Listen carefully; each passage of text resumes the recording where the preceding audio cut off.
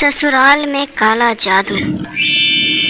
आज शर्मा परिवार में काफी चहल पहल का माहौल था। अरे भाई, होता भी क्यों नहीं। आखिर उनके छोटे बेटे रवि की आज दुल्हनिया जो आ गई थी। सब लोग बड़े खुश थे और दुल्हन के गृह प्रवेश की तैयारी कर रहे थे। बड़ी बहू महिमा चावल से भरा लोटा दरवाजे पर रखाई थी और अब सब लोग तालियों से मीरा और रवि का स्वागत कर रहे थे। चलो चलो मीरा, चावल से भरा कलश अपने दाहिने पैर से गिराओ और अंदर आ जाओ। जी भाभी। मीरा ने जैसे ही चावल से भरा कलश घर के अंदर गिराया तो उसमें से गिरने वाले चावल काले हो गए। सब लोग ये देखकर बहुत परेशान हो गए। अरे ये कैसे हो गया? मैं तो सफेद चावल ही लाई थी देखकर। ये तो अपशगुन हो गया ना, भाभी के घर आते ही अपशगुन। अरे कुछ चला गया होगा चावलों में, ज्यादा मत सोचो। नहीं नहीं, बहू को डरा रहे हो सब। कुछ नहीं बहू, तो खुशी से अंदर आ जा। ये सब चीजें तो होती रहती है शादी वाले घर में। कुछ चला गया होगा चावलों में। हाँ, तुम अपना मन उदास मत करो मीरा, आओ गृह प्रवेश करते हैं। हाँ हाँ मीरा, इन सबको भूल जाओ। आओ ससुराल में पहला कदम रखो। सबके कहने पर मीरा इस बात को नजरअंदाज कर देती है और गृह प्रवेश करती है। सब लोग मीरा के आने से खुश थे। उस रात हंसी मजाक करते हुए रात कब बीत गई किसी को पता ही नहीं चला और अगली सुबह मीरा का रसोई में पहला दिन था। मेरा बहू, रसोई में तिलक करने के बाद कुछ मीठा बना देना, ठीक है? आज पहली रसोई है ना तुम्हारी। जी माँ जी। महिमा बहू, मेरा बहू को जो भी चीजें चाहिए वो दे देना, ठीक है? मैं बाहर पूजा करने बैठ रही हूँ। जी ठीक है माँ जी। मीरा, ये है सूजी, चीनी, ड्राई फ्रूट्स और दूध। तुम्हें कुछ और चाहिए? बस भाभी, मैं पहले हलवा बना देती हूँ, फिर खाना मिलके बना लेंगे। हाँ हाँ ठीक है, तब तक मैं सब्जी लेकर आती हूँ। जी भाभी। महिमा सब्जी लेकर आती है और मीरा हलवा बना रही होती है। तभी रसोई में पिंकी आती है। अरे वाह भाभी, बड़ी अच्छी खुशबू आ रही है। क्या बना रहे हो आप? मैं सूजी का हलवा बना रही हूँ। मुझे बहुत पसंद है।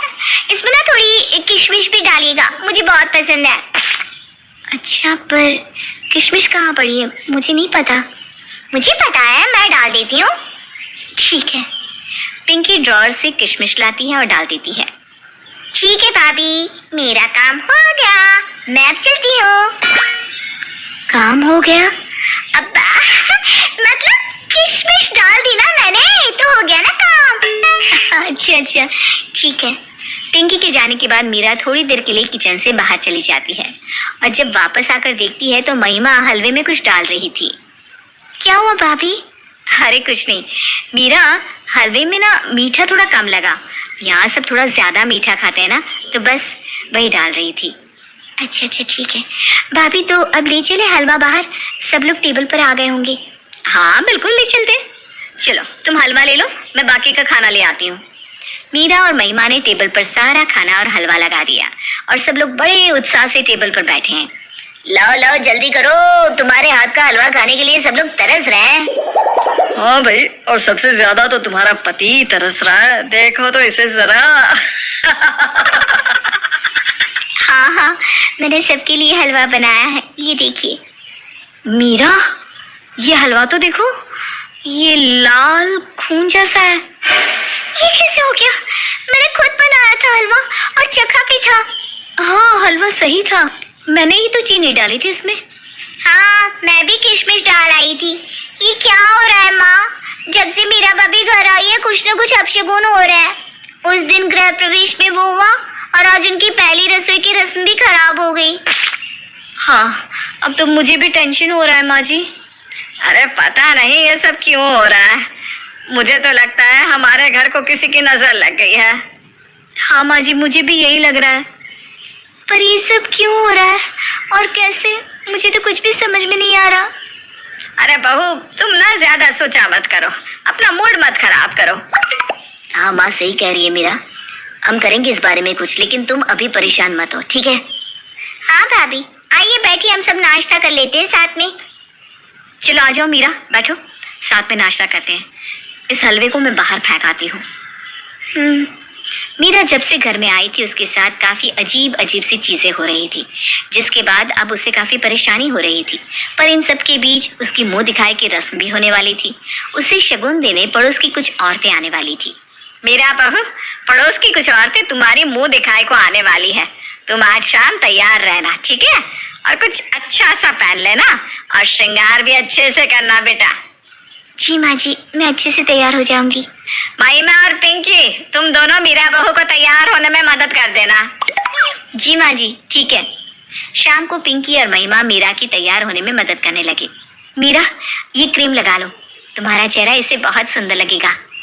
हाँ भाभी, और मैं आपके लिए मेरा नया वाला पाउडर भी लाई हूँ, ये भी लगाइएगा, आपको बहुत अच्छा लगेगा। ठीक है। मीरा, ये माँ जी ने तुम्हारे लिए मुल्तानी मिट्टी भेजी है, ये लगा लो तैयार होने से पहले। ठीक है भाभी। मीरा सब कुछ लगाने के बाद अच्छे से तैयार हो जाती है। अरे वाह भाभी, अब तो बहुत सुंदर लग रहे हो। हाँ, मोहल्ले की औरतें तो जल बुन ही जाएंगी तुम्हें देखकर। अरे भाभी, माँ ने कहा था घूंघट डाल के नीचे आइएगा, फिर औरतें आपकी मुंह दिखाई करेगी ना। हाँ हाँ, चलो घूंघट डाल लो। पिंकी, तुम मीरा को लेकर आओ, तब तक मैं नीचे सब कुछ देख लेती हूँ। पिंकी मीरा को नीचे ले आती है और सारी औरतें मीरा को देखने के लिए आगे आती हैं। और जैसे ही वो मीरा के चेहरे से घूंघट हटाती है, वैसे ही मीरा का सारा चेहरा लाल लाल दानों से भर गया हो दिखती है। अरे कावेरी बहू, तेरी बहू का चेहरा तो लाल लाल दानों से भरा हुआ है, कितनी अजीब लग रही है ये, जरा देखो तो। माँ जी, अभी तो मेरा चेहरा बिल्कुल ठीक था, अब न जाने कैसे ये सब। अरे कोई बात नहीं बहू, तू जाकर ना अपने चेहरे पर कुछ लगा ले, जा बेटा। मीरा अपने चेहरे को देखकर बहुत ज्यादा रोती है और उदास हो जाती है। पर अब उसे शक होने लगता है कि उसके साथ ये जो भी अपशगुन हो रहे हैं, उसमें घर वालों में से ही किसी का हाथ है।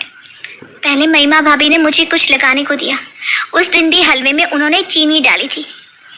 पर पिंकी भी तो रसोई घर में आई थी और आज भी वो अपना पाउडर ले आई थी, और माँ जी ने भी तो मुल्तानी मिट्टी भेजी थी।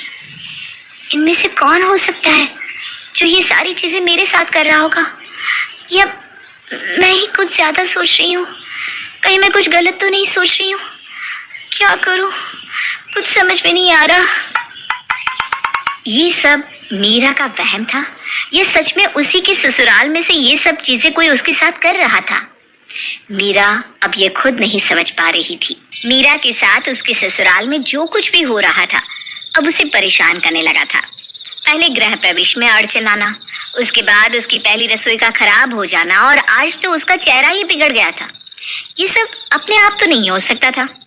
मीरा को अब अपने ससुराल वालों पर शक होने लगा था। उसे लग रहा था कि कोई तो है उसके ससुराल में जो ये सब कर रहा है, पर इसके साथ ही उसे ये भी लग रहा था कि कहीं ये सब उसके मन का वहम ना हो। इसलिए उसने सोचा कि वो इस बारे में अपने पति से बात करेगी। तुम कुछ ज्यादा ही सोच रही हो मीरा, ऐसा कुछ नहीं है। कुछ नहीं है तो ये सब कैसे हो रहा है? ये सारे अपशगुन। तुम इतनी पढ़ी लिखी होकर ये सब सोच रही हो मीरा, तुम इन सब अंधविश्वास को मानती हो? मैं पढ़ी लिखी हूँ, पर ये सब मेरे आंखों के सामने हो रहा है, मैं कैसे इसे नजरअंदाज कर सकती हूँ? रवि, सच बताऊं तो मुझे लग रहा है कि इस घर में कोई काला जादू करता है, तभी ये सारी चीजें मेरे साथ हो रही है। ये कैसी बातें करती हो तुम मीरा? तुम्हें अंदाजा भी है कि तुम क्या कह रही हो? मैं समझ रही हूँ, तभी तो कह रही हूँ रवि, ये सारी चीजें काला जादू करने वाला ही कर सकता है। अरे बस करो, अब सो जाओ, मुझे नहीं सुननी तुम्हारी बकवास, ठीक है? मीरा की बातें सुनकर रवि उस पर काफी गुस्सा हो गया था, और शायद उसका गुस्सा सही भी था, क्योंकि मीरा उसके परिवार पर काला जादू करने का आरोप लगा रही थी। रवि से बात करने के बाद मीरा ने सोचा कि शायद वो कुछ ज्यादा ही सोच रही है। उसे इन सब बातों पर ध्यान ना देकर अपनी गृहस्थी पर ध्यान देना चाहिए, इसलिए उसने इन सब बातों को भूलकर आगे बढ़ने का फैसला किया। माँ, मैं सोच रही थी कल रविवार के दिन हम सब कहीं घूमने चलते हैं, आप क्या कहती हैं? हाँ हाँ, क्यों नहीं चलते? वैसे भी इतने दिन से ये सब हो रहा है, सबको थोड़ा अच्छा भी लगेगा। हाँ, हम सब ना पिकनिक करने चलते हैं, साथ में मजा आएगा। हाँ भाभी, बहुत अच्छा आइडिया है।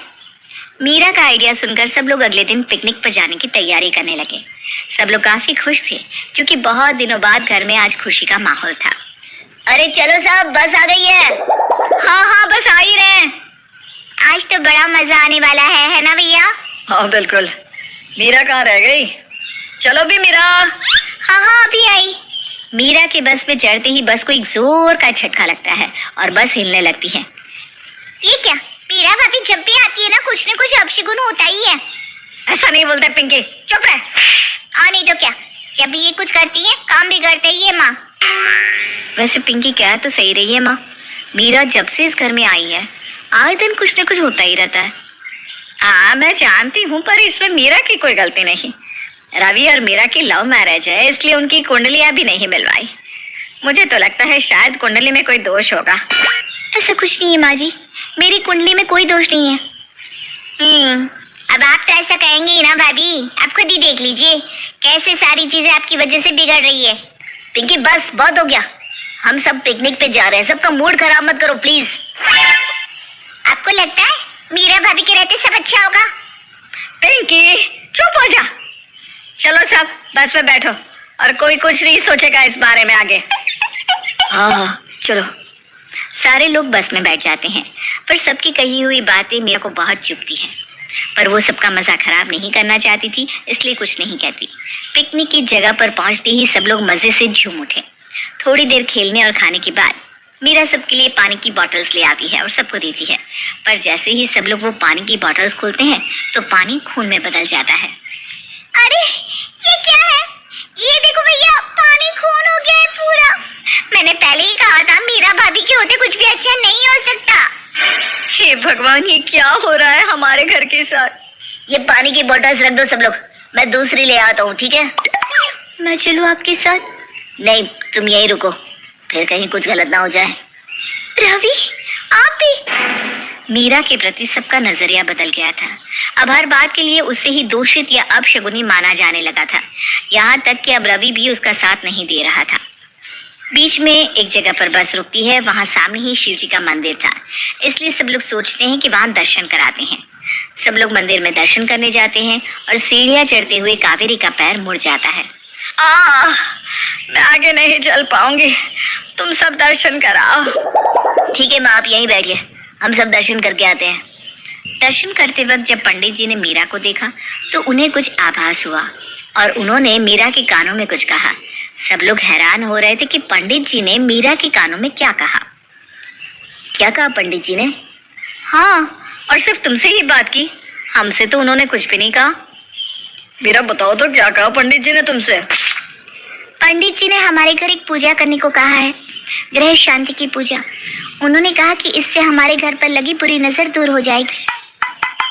तो हम सब कल ही ये पूजा करवा लेते हैं फिर, क्यों भैया? हाँ, घर की शांति के लिए पूजा तो करनी ही चाहिए। मीरा के कहने पर अगली सुबह सब लोग पूजा करने के लिए तैयार हो जाते हैं। सब लोग आ गए हैं ना? हाँ, सब लोग यही हैं, बस माँ नहीं दिखाई दे रही। माँ का पता नहीं, कह रही थी उनकी तबीयत ठीक नहीं है। पर पंडित जी ने कहा था कि घर के सब लोगों को पूजा में बैठना होगा, तभी घर की शांति अच्छे से हो पाएगी। मैं माँ को लेकर आता हूँ। जी भैया। आकाश कावेरी को उसके मना करने के बाद भी जबरदस्ती ले आता है। अरे तुम लोग समझ क्यों नहीं रहे? मेरी तबीयत ठीक नहीं है, मैं नहीं बैठ सकती पूजा में। माँ बस कुछ देर की तो बात है, पूजा खत्म होती है आप आराम कीजिएगा। नहीं, मैं जा रही हूँ। माँ बस कुछ वक्त लगेगा, आप बैठिए तो सही, मैं पूजा शुरू करती हूँ। ओम त्र्यंबकम यजामहे सुगंधिम पुष्टिवर्धनम उर्वारुकमिव बंधनम मृत्युर्मुक्षयमामृतात्। ओम। मीरा जैसे ही माँ मृत्युंजय का जाप करने लगती है, कावेरी उठ के जाने लगती है। अरे माँ कहाँ जा रही है आप? मैंने कहा ना मैं बैठ नहीं सकती पूजा में, तुम लोग समझ क्यों नहीं रहे? पर माँ जी ऐसा क्या है जो आप नहीं बैठ सकती पूजा में? हाँ माँ, पूजा ही तो है बस। माँ बैठिए ना। मीरा तुम बोलो मंत्र। नहीं कहा ना, मतलब मत बोलना मंत्र, वरना मेरे काले जादू का असर चला जाएगा। कावेरी अपने गुस्से में अपने मुंह से सारी सच्चाई बता देती है। हाँ, अब माँ ने सच बोला। मुझे कल ही पंडित जी ने बता दिया था कि माँ ही है वो इंसान जो मुझ पर काला जादू कर रही है, इसलिए वो मंदिर के अंदर नहीं आ रही थी। माँ क्यों किया आपने ये सब? तूने बिना मुझसे पूछे मीरा को अपनी पत्नी चुन लिया, इसलिए मुझे लगा अगर मैं इसे मनहूस साबित कर दूं तो तू उसे छोड़ देगा। बस इसी वजह से काला जादू कर रही थी इस पर। माँ, आप ये सब कैसे कर सकती हो? मुझे माफ कर दो। मेरा बहू मैंने गुस्से में आकर ये सब कर दिया। हम लोग आपको भगवान से भी ऊपर समझते थे माँ। और रही बात माफी की, तो हम में से कोई आपको माफ नहीं कर पाएगा। हाँ माँ, आपने ये बिल्कुल सही नहीं किया। आपकी वजह से मीरा को क्या क्या नहीं सहना पड़ा माँ जी। मैं आपको माफ नहीं कर सकती। मुझे माफ कर दीजिए भाभी, मैंने आपको न जाने क्या क्या कह दिया। मुझे नहीं पता था कि मेरी माँ ये सब कर रही है। कहते हैं कुछ गुनाहों की माफी नहीं होती। उस दिन कावेरी सबकी नजरों में गिर गई। वो सबके साथ रहती थी, पर अब कोई भी उसे वो प्यार और इज्जत नहीं दे पा रहा था जो पहले थी। उसका काला जादू अब उसकी काली किस्मत बन चुका था।